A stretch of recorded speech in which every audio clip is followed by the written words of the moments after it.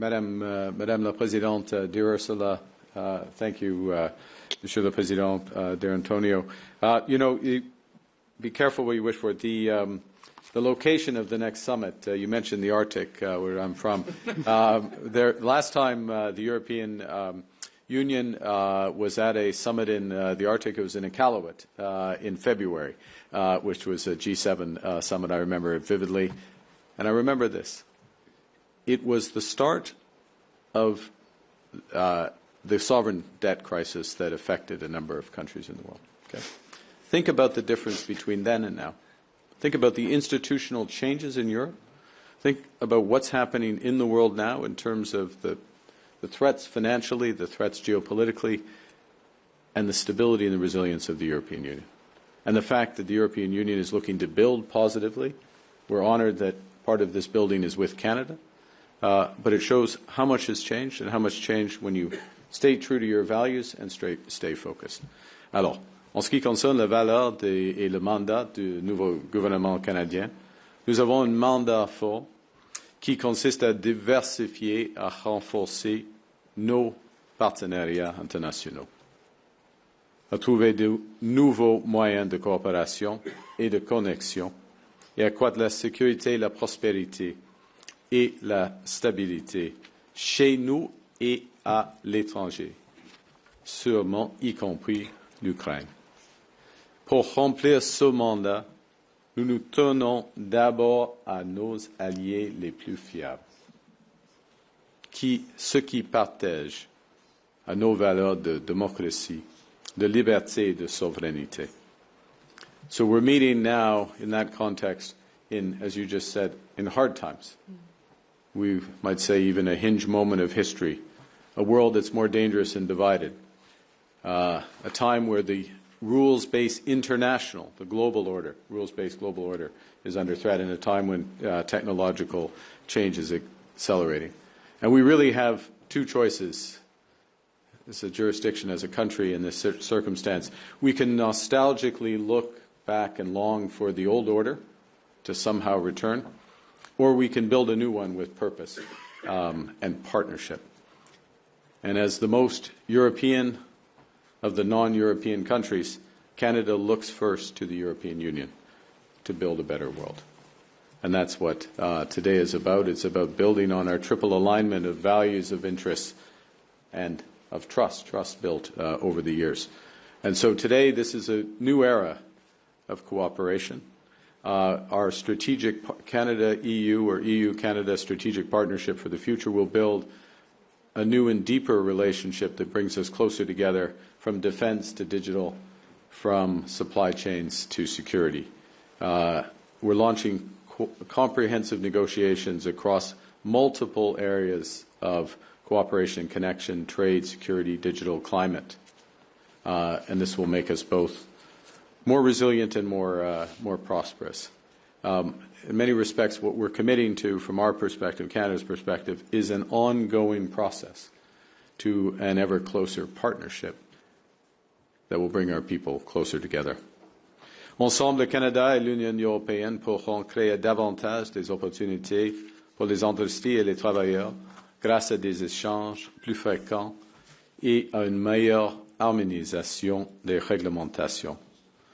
Nous pourrons être plus compétitifs grâce à des chaînes d'approvisionnement plus solides et plus stratégiques, et nous lutterons contre les changements climatiques et nous bâtirons des économies plus fortes grâce à une coopération renforcée de nos systèmes de tarification de carbone.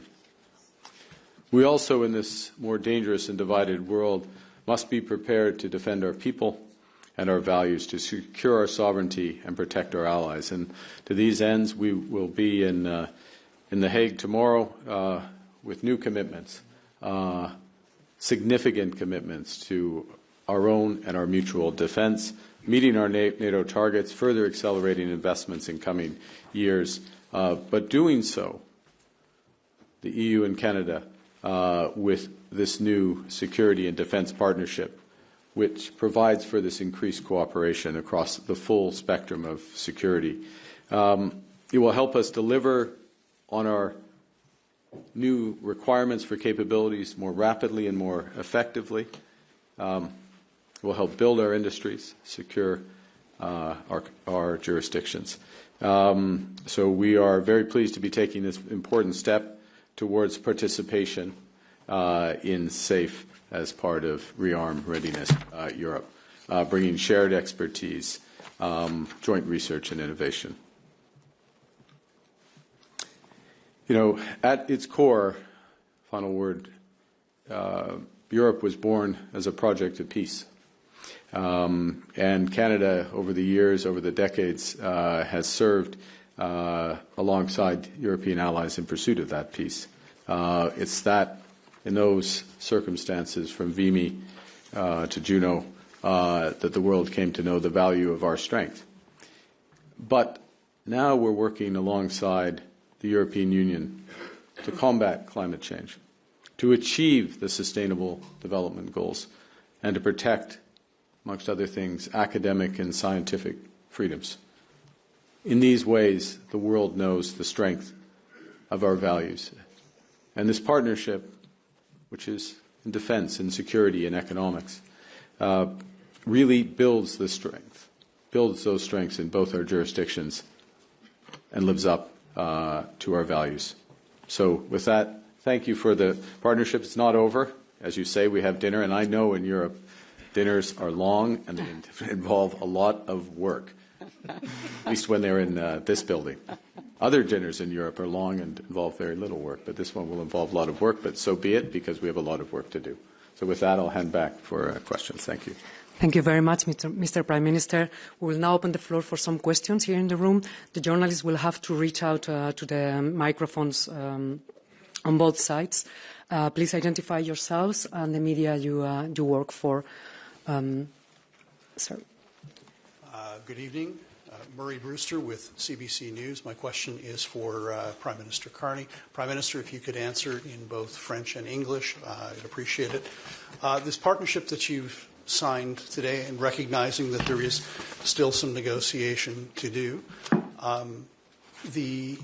Europe has its own defense industrial capacity challenges right now, just like Canada does.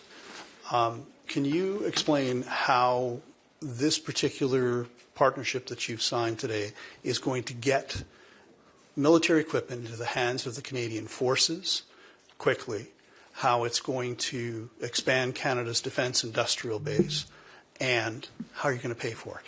Yeah. So thank you very much for the question. The first thing, in terms of the challenges / opportunities that exist both for Europe and for Canada, is that we're both embarking on major investments in our defense capacities. We have some complementary